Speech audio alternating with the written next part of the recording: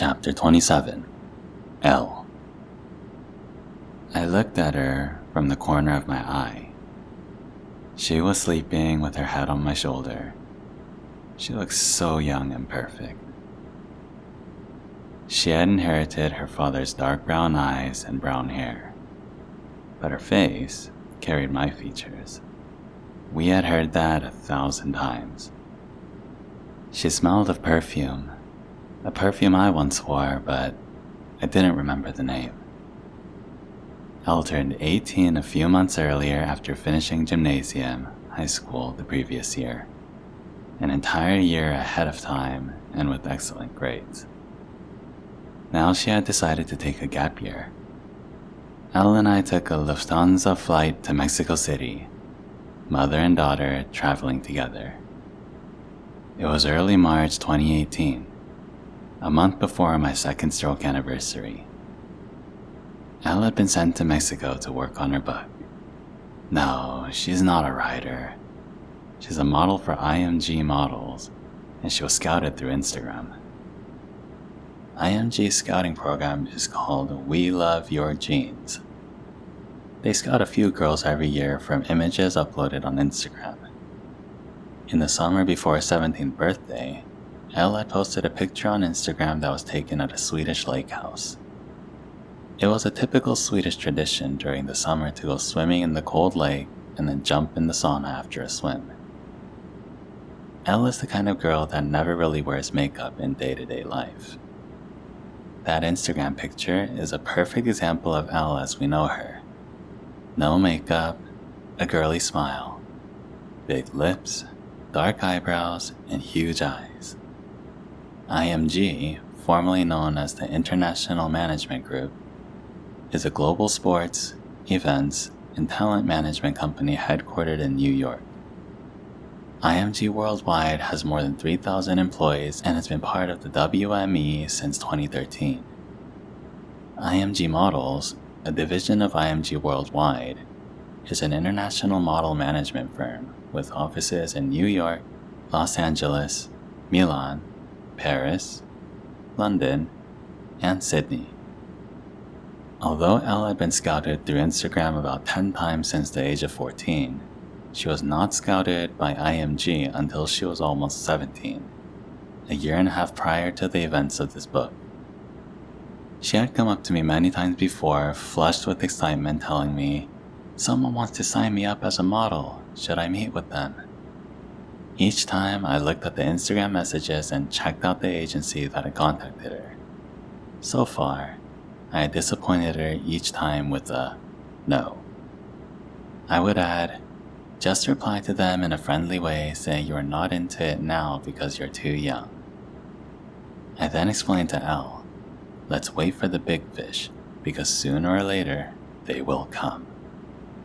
Most of those scouts represented smaller Dutch agencies that almost always have only one office. Why did I tell Elle not to do business with them?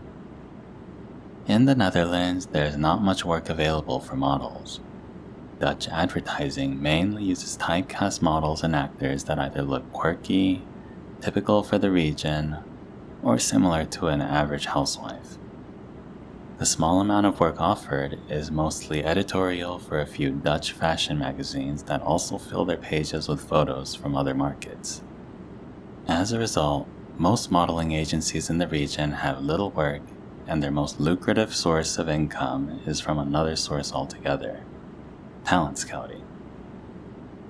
Those agencies act as talent scouts in a country full of tall, pretty girls with high cheekbones who could perform well on overseas catwalks. Agencies sign up a large number of girls so they can get their 5% or 10% commission when a model takes off in another market like Paris or New York, without ever providing the model any opportunity to get her career started in her home country. They succeed by introducing models to foreign agencies. Then they collect their commission for many years afterward. Before the arrival of social media, they provided a start for many models in the Netherlands and added value to their work by going out on the streets to places like shopping malls and sports venues, actively searching for local girls with the desired look for becoming a model. Now those same agents can simply scroll through the internet and find girls on social media like Instagram. But the same social media sites are also accessible to the agencies in Paris, London, and New York, and that diminishes a local agency's added value. So, call them lazy or call them spoiled. They add little to a model's career. Compare this to an amateur soccer club that receives a commission for every future transfer their soccer player makes if the player succeeds as a professional. Those clubs deserve their commissions. They fulfill their role as a local club, run by volunteers who are finally rewarded for a young potential soccer star. Those sports clubs have earned their reward, but that doesn't apply to the modeling agencies in the Netherlands. One day, just as I had told Elle, the big fish came along. When Elle was 16, she came to me again, this time even more excited than before. I read the message sent to her on Instagram by Jenny Rose, the vice president of IMG Models. I gave her a look, saying, "Elle, this is the big fish we've been waiting for, so tell them yes." Elle was finally on her way, and her dreams of becoming a model was taking a giant leap forward. Jenny Rose and her colleague Dominique, nicknamed Dodo, the head scouting agency for IMG Paris, agreed to meet with all of us, parents too. A month and a half later, we were at the Hyatt Andaz Hotel on the canals of Amsterdam. The meeting place was just a stone's window away from the house where Elle was born, years before we moved to Germany. By the time this meeting took place, it was 5 months before my stroke. I could speak normally. Sitting down at the table in the black chairs of the Andaz lobby, Jenny Rose looked familiar, but she said it first. "I know you," she told me. "You look familiar too," I said. "I recognize you from Ford Models in Paris," she continued. "I was working as a booker at Ford Models back then. You were one of our models." "Wow, really?" I said. 25 years had passed, so I was stunned that she recognized me after all that time. Being the head of scouting and vice president of IMG Models, she must have seen hundreds of faces each day for years. That afternoon, I thought to myself that she must possess superior facial recognition skills. Since my life and interests are mainly about brain stuff now, I looked it up from a brain perspective while writing this chapter. We all have dedicated areas of the brain that are only used for facial recognition, and humans look at faces differently than other objects. This is the brain's configura or holistic strategy of facial recognition. There's a term for these facial recognition geniuses, created in 2009 by Harvard University and University College London. A super recognizer. Research showed that about 1% of the population possess significantly greater than average facial recognition skills. The average person can remember about 20% of faces seen, but super recognizers score 80%. Jenny was apparently one of them. If she ever got tired of being a model scout and VP, she could always find a job at Scotland Yard, which is on the lookout for talent like hers. The conversation took an informal turn, and we shared some memories of Paris 25 years ago, when I was living and working there. Then we talked about Elle. They thought she was stunning and wanted to represent her as one of their "We Love Your Jeans" girls. Elle was beaming ear to ear, but first, we all agreed that she would have to finish gymnasium. Elle's height was only 5 foot 6 inches, 168 centimeters at the time, whereas a model should be at least 5'8", 173 centimeters. But Elle was still growing and her height didn't seem to matter to them. She eventually grew to 174 centimeters. A year and a half later, a few months before Elle finished gymnasium, high school, Elle, Remco, and I went to Paris to sign the contract. By then, it had been nearly a year since my stroke, in just a month after I had thrown away my cane in Hawaii. I remember snail walking to their large office in the 8th arrondissement in Paris. I still couldn't speak much back then, just a few words. Even the Remco assured me that they had been very sincere and concerned during the 2 previous meetings they had while I was still in rehab. I was so nervous that I didn't want to go in. I was worried I would clumsily spill my coffee or stumble over a doorstep. I shouldn't have been worried. When we arrived, the whole IMG agency greeted us warmly. Jenny and Dodo were very interested in how I was doing and were both extremely understanding. I knew immediately that I could leave my daughter in their care. That night, they took us out for a celebration dinner and made us feel relaxed and welcome. By the time Elle turned 18, she had finished school and taken a gap year to start her career as a beginning model. She had briefly been to Stockholm, then Hamburg.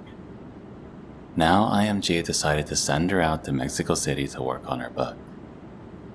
That meant the model lived in a city for a while, working on editorial jobs.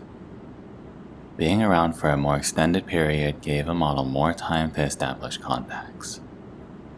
People that you work with could suggest you for other jobs, but more important than referrals at that stage were tear sheets.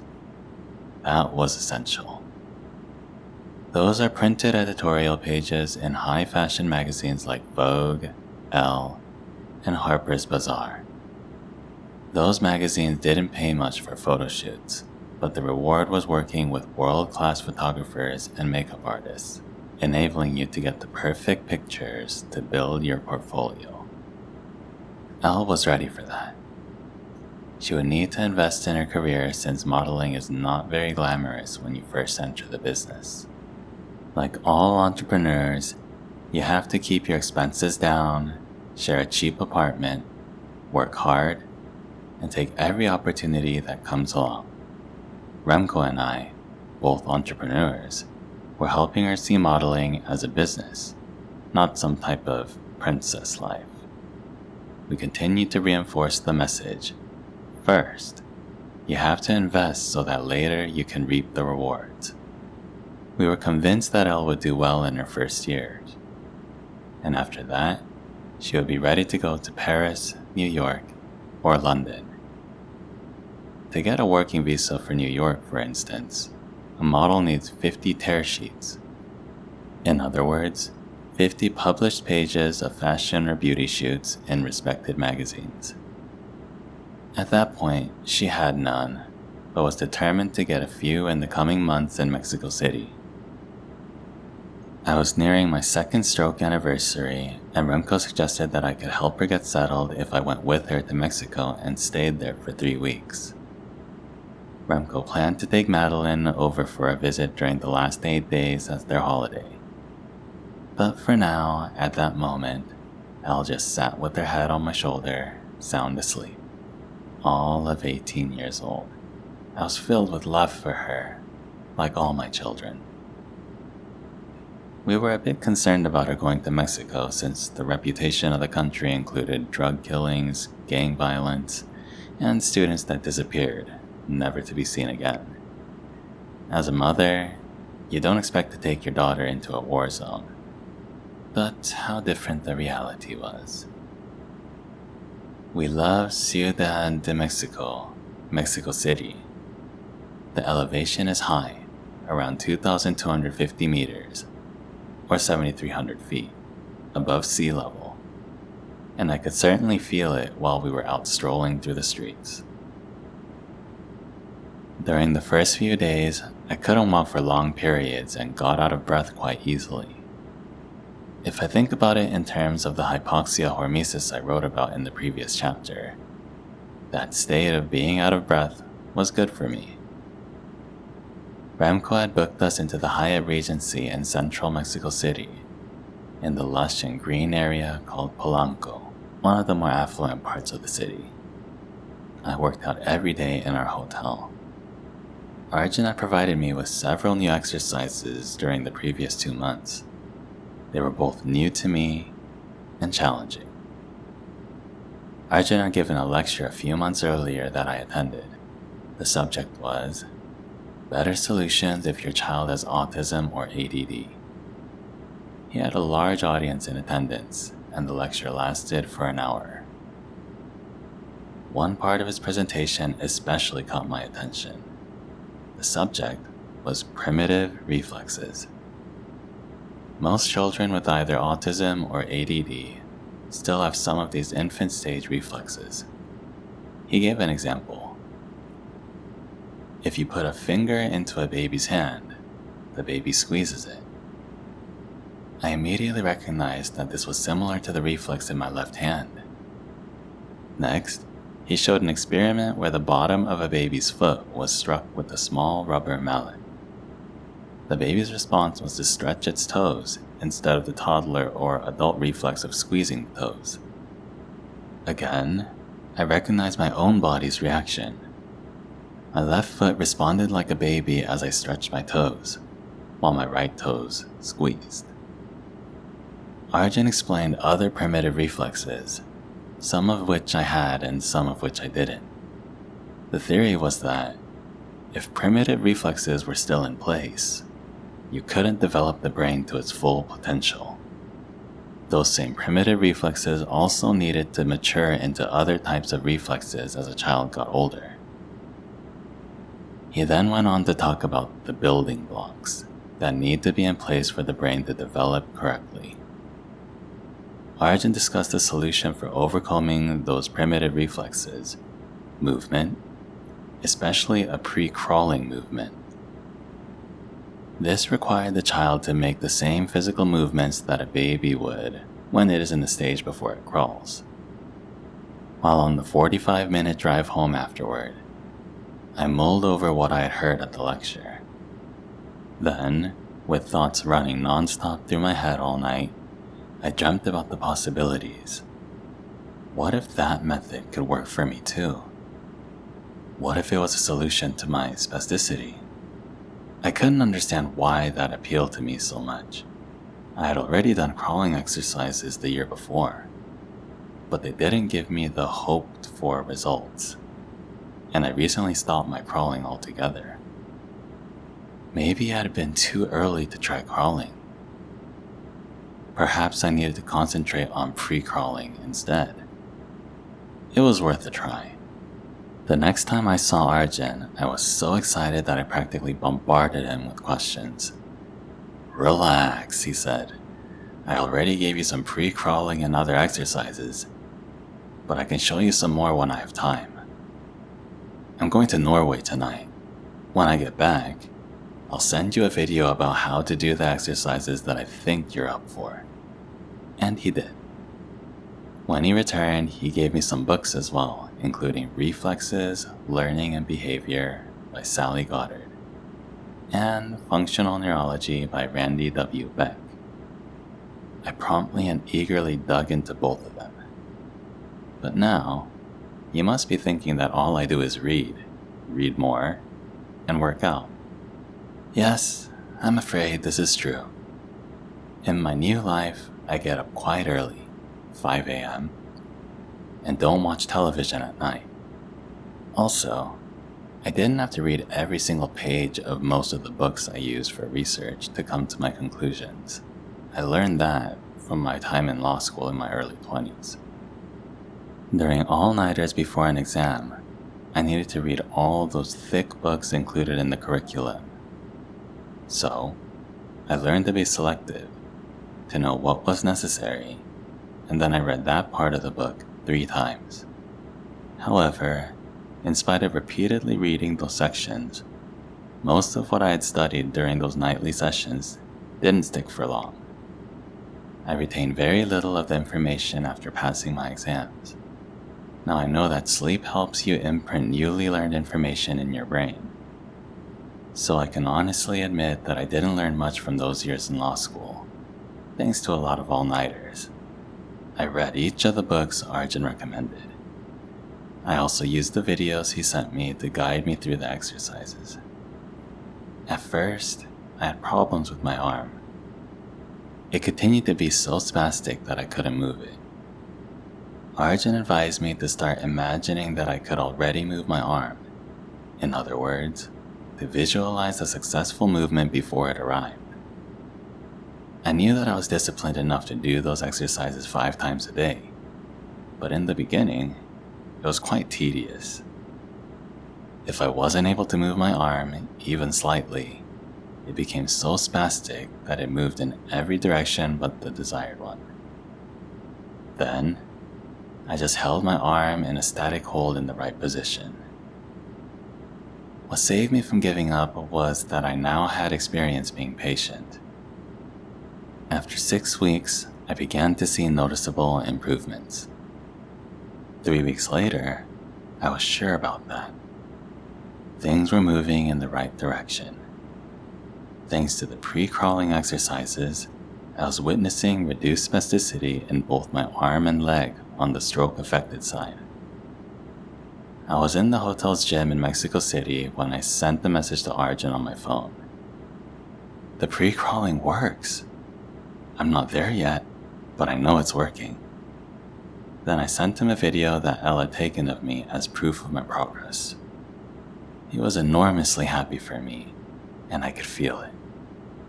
For almost 2 years, I had tried every type of exercise that I could think of, with minor improvements, of 2% at most. Now, I had achieved a 10% improvement in 2 short months. I messaged Arjun again. We're onto something here. He wrote back, I think so too. Elle was in the gym with me each day. She needed to do her own daily workouts and was excited to see me making so much progress. It was also so wonderful to have that shared time since we're so much alike. Elle is quite easygoing, she works out a lot, just like me, and she loves healthy food. We even had a favorite restaurant that we went to quite often. Remco and Madeline came for a visit over Easter, and we decided that the 4 of us would go on a road trip to the eastern coast of Mexico. Remco rented a car, and we took off toward Veracruz via Puebla. Puebla has stunning Baroque architecture. While nearby, we also visited the Great Pyramid of Cholula, the largest pyramid known to exist in the world today. It was rediscovered in only the early 20th century. In 1910, authorities began the construction of a mental asylum at the base of a large hill. As development progressed, it became apparent that the natural hill was an ancient pyramid built in layers. The astonishing structure had been forgotten for centuries as nature reclaimed the site and vegetation covered it over. Then, several hundred years ago, the Catholic Church commissioned the building of a large church atop what they thought was a hill. We were in Veracruz for 3 days when Elle received the message that she had gotten her first job. She was quite excited, so we changed our plans and drove back to Mexico City right away. 2 days later, after arriving back at our hotel, we were surprised yet again when Martin walked into our room. As a surprise, he had flown in from Boston to see us all.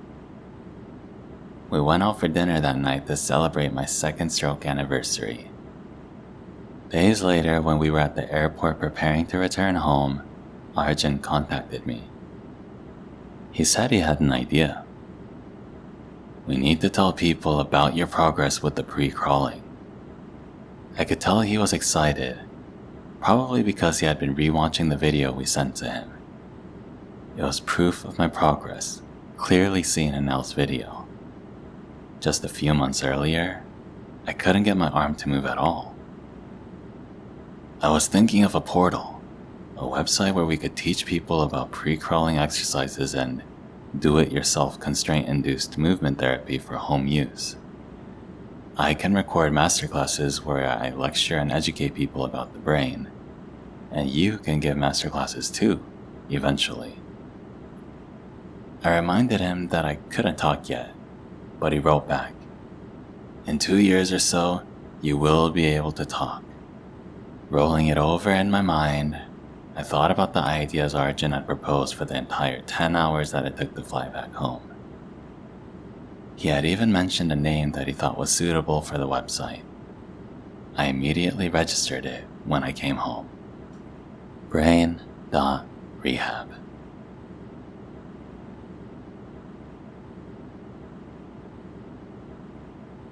Chapter 28. Brain.rehab. We were walking barefoot on the Veluwe in the Netherlands. It's an area with vast sand drifts. A sand drift is a geographic area of shifting sand, gray hair grass, and moss. I liked it there, especially walking barefoot. After my stroke, the brain map of my left foot must have been almost completely destroyed. As I started walking again, the brain map began to reform, but it's still not sensitive enough. Going barefoot sent sensory signals that could improve its sensitivity and was also good for my balance. Arjun walked beside me, barefoot as well. It was our first meeting to discuss the company, Brain.rehab, that we were in the process of starting. What would it be like if all business meetings took place like this? I imagine people from a bank walking barefoot down the dunes with the legs of their suits rolled up. I grinned at the thought of it. That's the first thing I would implement if I ever became CEO of a bank. What most CEOs were unlikely to have known, and I didn't either before my stroke, was that walking outside in the sun, barefoot even in the cold weather, is suitable for the body's hormesis. They could add years of enhanced life and resilience to sickness to those working for them. CEOs and their employees would be less stressed and could intentionally choose to go outdoors for that type of health break in the middle of the day. It would be good for their collective circadian rhythm, thus they would all be able to sleep better.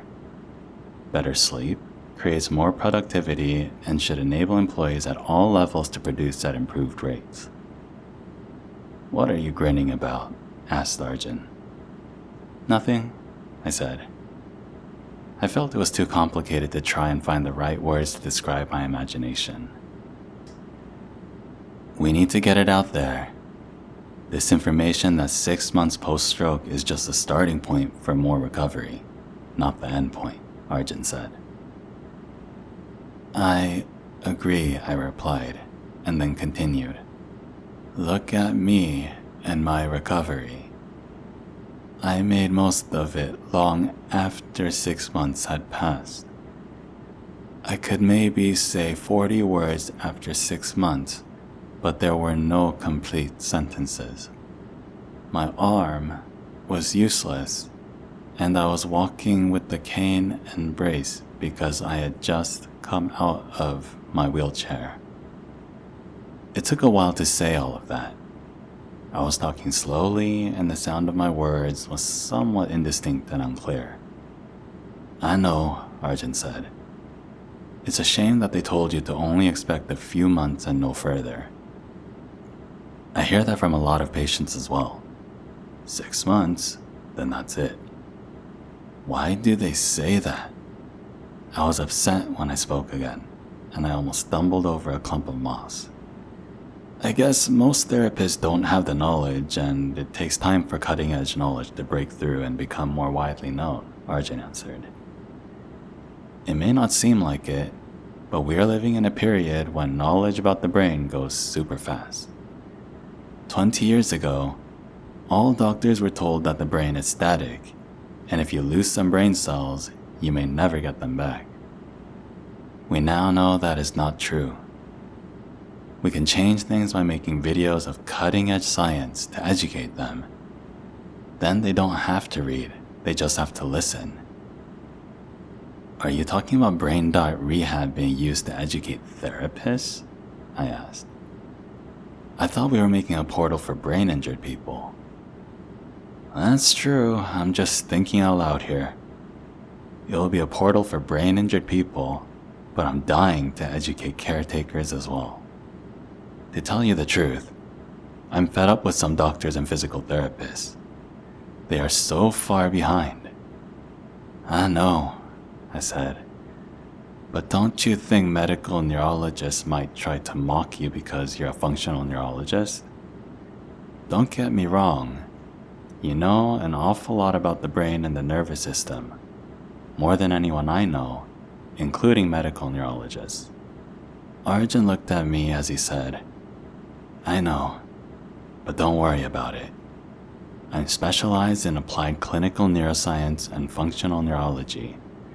And yes, I am also board certified in chiropractic and functional neurology. As long as I give scientific references for all I have to say in the master classes, they can ridicule me all they want, and they can ridicule all the scientists and professors that wrote the science I base my master classes on. I agree. You do translate science into plain English so that everyone can understand it. Sorry for saying that, I said. Don't worry about it.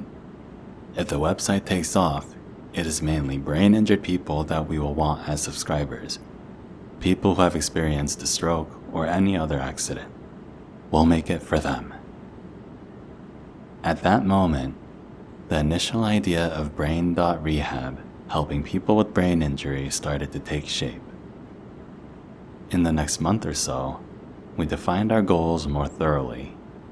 Brain.rehab would be a portal of motivation, help, training, and education for patients with brain damage, for after they finish their first 6 months of rehab.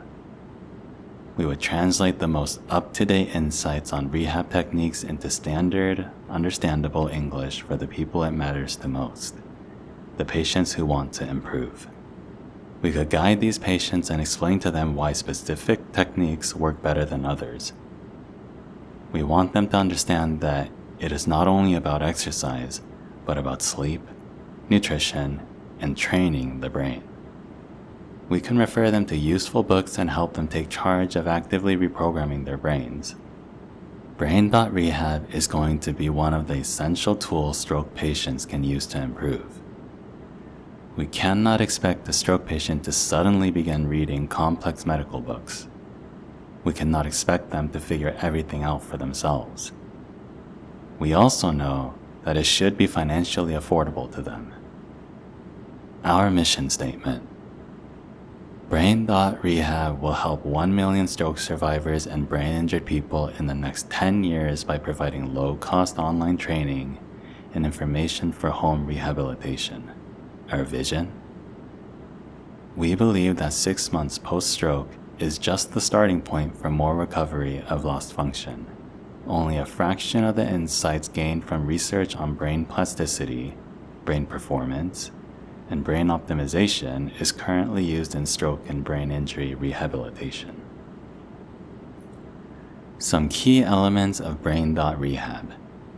Masterclasses on brain function, brain plasticity, oxygen and circulation, optimizing glucose levels, brain activation, sleep, water, the second brain, gastrointestinal tract, good fats, monitoring your circadian rhythm, managing stress, food for the brain, energy management, building blocks for brain optimization, basic neurological development and primitive reflexes, core exercises, static stabilization of the shoulder, pre-crawling exercises, top-down and bottom-up approaches, and supercharging your brain at home. Rehabilitation protocols, home-based CIMT and CIMT priming protocols. Anti-spasticity, pre-crawling and pre-crawling plus, cross-crawl patterns and primal kinetic exercises, core stability from absolute basics to advanced, posture and breathing protocols, walking protocols, leg stability, head-eye vestibular and balance protocols, and brain area-specific training. Also, brain news items and testing and evaluation of new treatment methods such as low-level laser, transcranial magnetic stimulation, and QEEG. We were silent for the rest of the walk. It felt good to know that I would be able to give something back to fellow stroke survivors. I also wish that there had been something like brain dot rehab already in existence when I was getting out of the clinic. Now, together with Arjun, I was going to design it myself. I got goosebumps just thinking about it.